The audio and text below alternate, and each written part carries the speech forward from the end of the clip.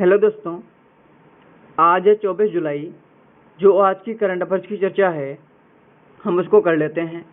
उससे पहले यदि आप हमारे social media accounts Twitter, Facebook, Instagram से जुड़ना चाहते हैं तो आप जुड़ सकते हैं बाय सर्चिंग सौरभ पांडे। तो आइए टॉपिक की शुरुआत करते हैं। देखिए, पहला क्वेश्चन है, निम्न में से किस शहर में विश्व का पहला 3D प्रिंटेड स्टील ब्रिज खोला गया है? इसका जो राइट आंसर है आंसर नंबर बी, एम्स्टर्डम। देखिए, नीदरलैंड के एम्स्टर्डम में हाल ही में विश्व का पहला 3D प्रिंटेड स्टील ब्रिज खोला गया है। यह परियोजना एम्स्टर्डम शहर में औद्योगिक आचटर बर्गवाल नहर पर खोली गई है।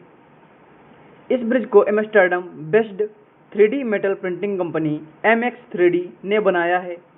इस ब्रिज को बनाने के लिए 4500 किलोग्राम स्टेनलेस स्टील का उपयोग किया गया है। अगला क्वेश्चन, वैज्ञानिकों ने एक समूह ने तिब्बती ग्लेशियरों में लगभग कितने वर्षों से जमे एक प्राचीन विषाणुओं की खोज की है? इसका जो राइट आंसर है आंसर नंबर ए, 15,000 वर्षों के।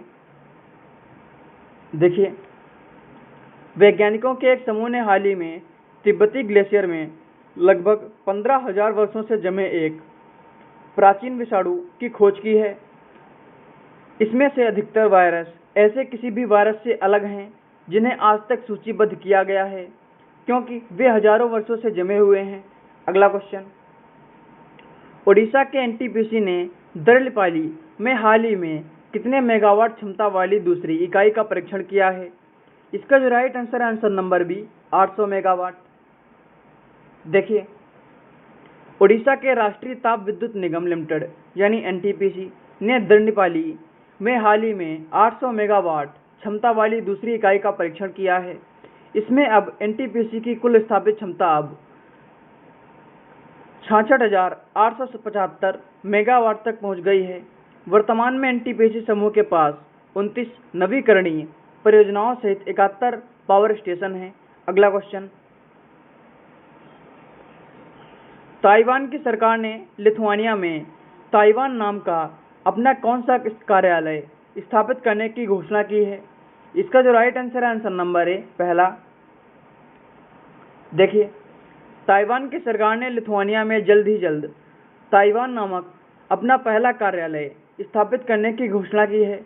ताइवान की सरकार ने यह घोषणा इसलिए की है क्योंकि यह बीजिंग के लगातार बढ़ते दबाव के साथ दुनिया भर में अपनी राजनयिक उपस्थिति को मजबूत करना चाहती है। अगला क्वेश्चन,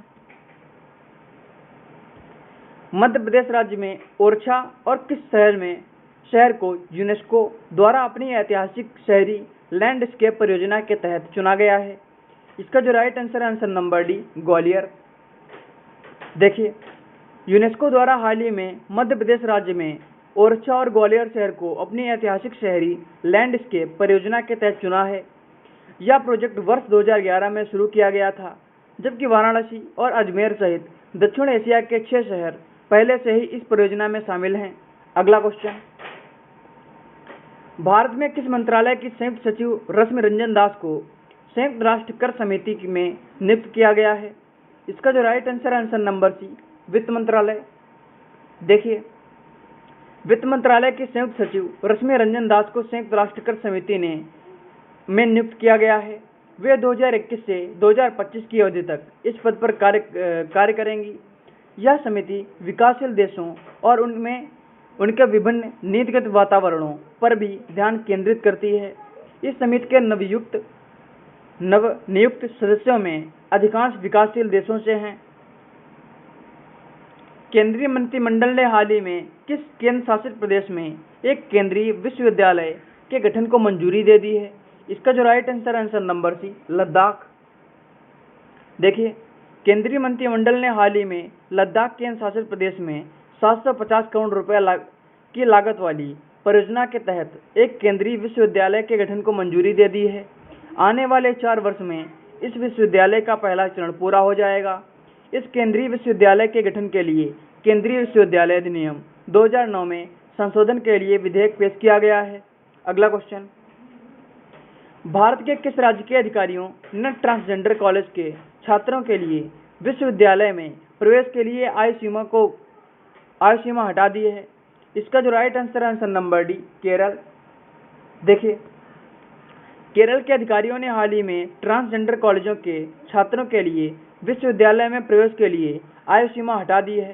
केरल में विभिन्न स्नातकोत्तर और स्नातक शैक्षिक कार्यक्रमों को आगे बढ़ाने के लिए ट्रांसजेंडर छात्रों को प्रोत्साहित करने के लिए आयु सीमा हटाने का फैसला लिया गया है। जबकि केरल भारत का पहला राज्य था जिसने 2015 में ट्रांसजेंडर कवरेज की घोषणा की थी। तो आज का हमारा टॉपिक यहीं पे समाप्त होता है। फिर मिलेंगे आपसे किसी अन्य टॉपिक पे। तब तक के लिए गॉड ब्लेस यू ऑल।